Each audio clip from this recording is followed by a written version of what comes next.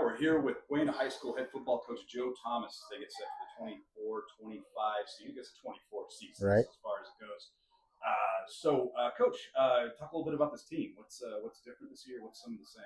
Well, we're hungry. I mean, we got a lot of returning varsity athletes, which is nice. Starting quarterback, and running back has been here last 4 years.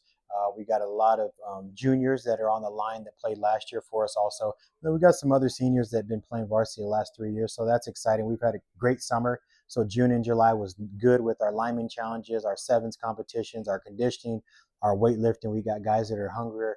We do got guys that are stronger and faster. So leaving up, picking up where we left off last year, we're excited because we bring a lot of guys back.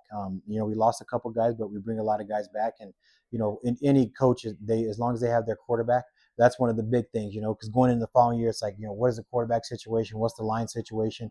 We feel like our quarterback situation is good. We feel like our line situation is good, and all our returners that are coming back is going to be really good. A little about Nash came back.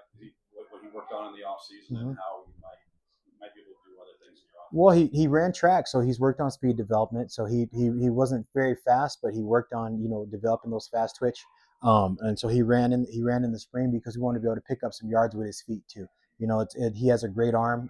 In the summertime, in the sevens, he got rid of the ball a lot quicker. He had a lot of good reads, so him and his receivers connected well. So we want him to be able to obviously lead the offense, lead the team. He's going to sling the ball down the field. He can throw it. He's strong enough now. He's one of the strongest kids on the team.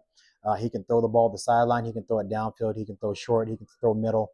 And then we just want him to use his legs a little bit because when everything is covered, we want to be able to pick up 5-10 yards and do some things. So we have some rushing goals. We need him to pick up 60 to 80 yards, rushing a game. And I think when he does that, he's going to help us move the chains and pick up some first downs.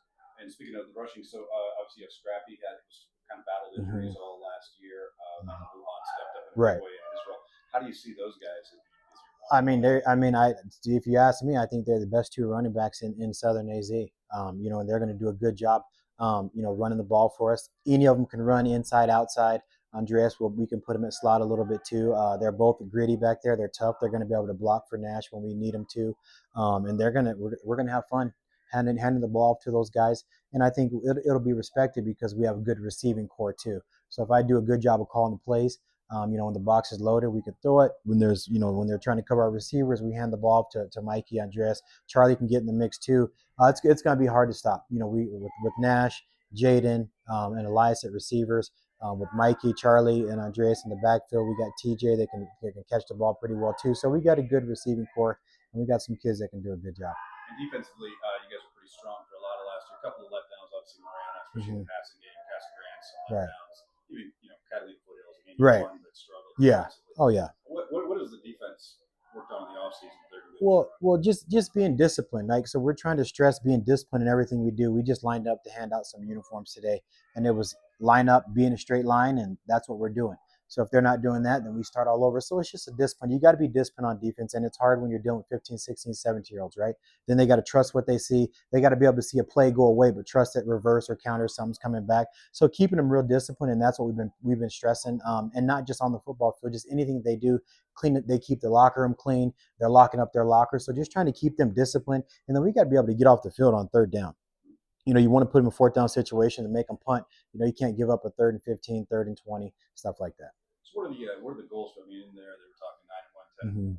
What are some realistic goals? So realistic goals. I mean, we matching what we did last year is not unrealistic. I mean, when I look at our games, there's 8 games that we feel like we should win right now.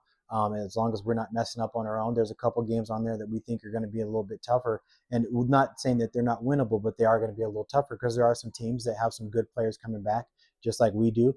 And nothing's just going to be handed to us. Even teams we beat last year, we don't feel like it's just going to happen. But we would like to better what we did last year. So we'd like to win 8 regular season games at minimum. Ultimately, we'd like to be undefeated, right? But we think that we can definitely get to 8 games, and then we'll fight hard and try to get the 9th or the 10th game. Um, who do you feel is this top team in the region? Is Marana's a top team in the region. They got good numbers. They got some good guys coming back. They had our number the last couple of years, so that's going to be a game. Casa Grande, we felt like we had that game last year, but it didn't go our way. In the Cienega game, we haven't beat those guys since I've been here. So that's always a tough game. So even though their record wasn't very good, they were able to get us. So those are some of those games that you got to make sure that you're locked in for, so you can go out and perform.